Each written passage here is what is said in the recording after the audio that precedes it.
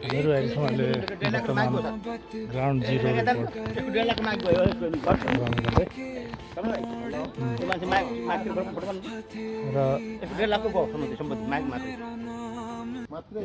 जुन नदीबाट प्रलयङ्कारी बाढी आइपुगेको छ र हाम्रा यहाँ एकजना गुरुजी भेटाएको पण्डित हुनुहुन्छ के उपाध्याय भन्नुहुन्छ कमल उपाध्याय यो सारा अञ्चलको एकजना पुजारी हुनुहुँदो रहेछ यहाँ हजुर नमस्कार हजुर यतापट्टि यहाँ हेरौँ हजुर तपाईँको नाम भन्नुहोस् मेरो नाम कमल उपाध्याय अलिकति हजुर अंकल बता यो ठाउँको नाम भन्नुहोस् यो ठाउँको नाम बाहुनपोखरी टी स्टेट उता जाँदै गरौँ भन्नु बोल्दै गरौँ हामी यो दिखो नदी जो हाम्रो डुबाएको नदी हो यो नदी ए नदीले हाम्रो सबैलाई डुबाएको यहाँ बाहुनपोखरीमा है यो नदी पारिको नेपाली खुटी ऊदेखि नेपाली खुटी नेपाली खुटी नि उता उता नेपाली खुटी ऊ त धस्कियोदेखिबाट पानी बगेर आएको कि नेपाली खुटी त्यो त्यही सम्झिनु नेपाली खुटी त्यो घर सम्झिनु उतापट्टि छ नदी पार भएपछि नेपाली खुटी छ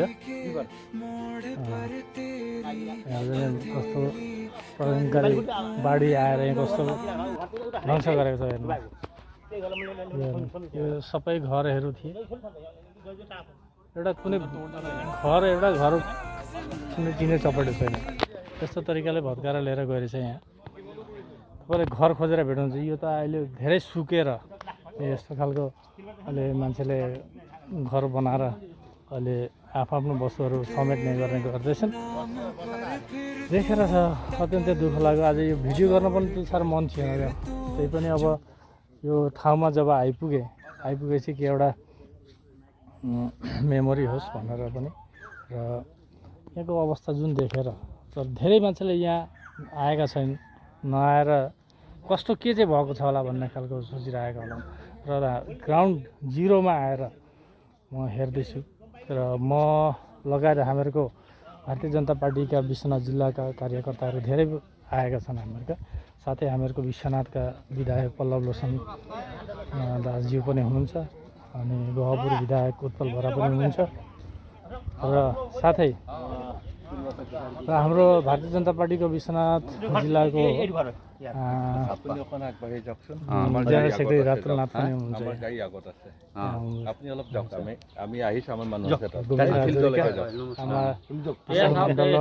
কৃষ্ণ মণ্ডলৰ সভাপতি গোবিন্দ হাজৰিকা আমাৰ লগত আছে আপুনি ইয়াত আহি গোবিন্দ ইয়াত আহি কেনেকৈ কি লাগিছে আপুনি অলপ মানুহৰ বেদনা কি আপুনি ইয়াত আহি গ্ৰাউণ্ড জিৰ' আহি পেলাই আপুনি অলপ হ'লে বুজি পালে এতিয়া চাওক এতিয়া বামুণপুখুৰী বুলি কয় এই নদীখনৰ উৎপত্তি স্থানে আছিলে এই বানপানীটো গতিকে এই নদীখনৰ পৰাই এই বানপানীটো আহিছিলে আৰু এইখানে দিখৌ নদী আৰু এই ওচৰৰ যিখিনি আমাৰ বাগানৰ মানুহ আছিলে এই বাগানৰ মানুহ সম্পূৰ্ণৰূপে উৎখাত হৈছে সম্পূৰ্ণ ঘৰ যিখিনি আছিলে তেওঁলোকৰ পানীত জাহ গৈছে আৰু যিটো পইণ্ট পিক পইণ্ট বুলি কয় সেই পইণ্টটোতে আমি উপস্থিত হৈছোঁহি আৰু আজি আমাৰ লগত বহুতো দলীয় কাৰ্যকৰ্তাৰ লগতে MLA সকল উপস্থিত আছে গতিকে তেখেতসকলক লগ পাই বিশেষকৈ আমাৰ এই চাহ জনগোষ্ঠীৰ ব্যক্তিসকলক লগ পাই আমাৰ খুব বেয়া লাগিছে মনটো কাৰণ তেখেতসকলে যি দুৰ্ভোগত আছে এতিয়া আপুনি ইয়াত আহি দেখিলেহে কল্পনা কৰিব পাৰিব হয় আমি বিশ্বনাথ জিলা কমিটিৰ ফালৰ পৰা আহিছোঁ আমি মানে যি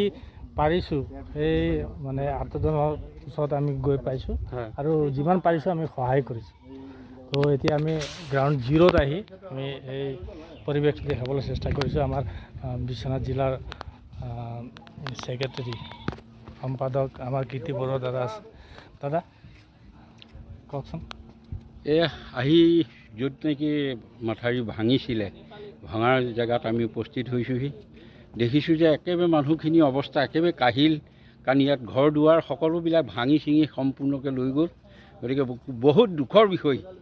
আচলতে ভগৱানে কি লীলা কৰিছে ভাবিব নোৱাৰোঁ বহুত দুখ লাগিছে ইয়াত দেখি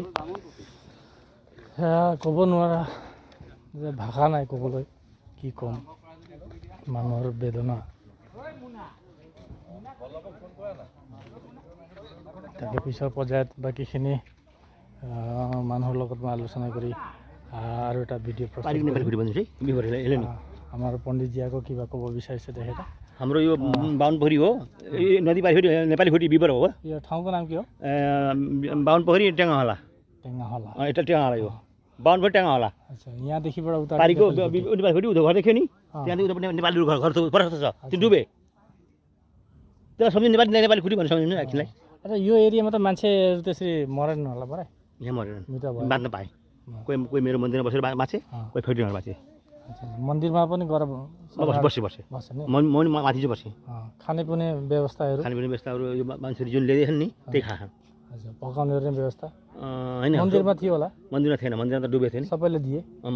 जब पानी कम भएपछि तलपट्टि बसेर खाएँ ठिकै छ ल सबैले भन्नु पाएन होइन पनि चाहिँ ठिकै छ राम्रो लाग्यो तपाईँसँग भेट गरेर तर जे होस् यहाँ यस्तो खालको परिवेशमा पनि तपाईँले आएर यहाँ सबै मान्छेहरूसँग सान्त्वना दिनु अनि हाम्रो मान्छे भने तपाईँ मात्रै हुँदो रहेछ सबै आदिवासी ठिकै छ राम्रो लाग्यो ल फेरि पनि अब हमारे विश्वनाथ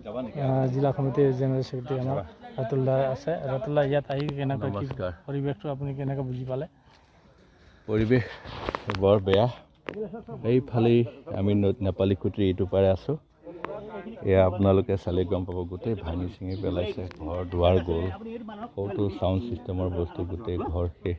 কি বুলি ক'ম আৰু দুখে লাগিছে ৰাতুল্লাও মানে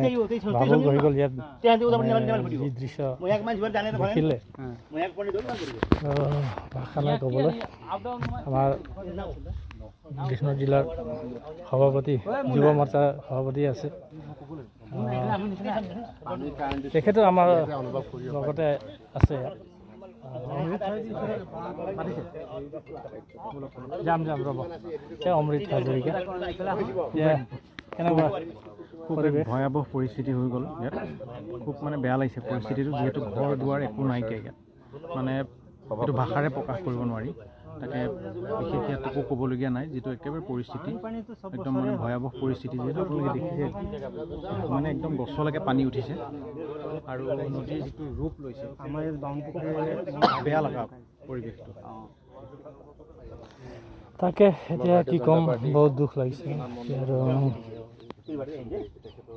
হ'ব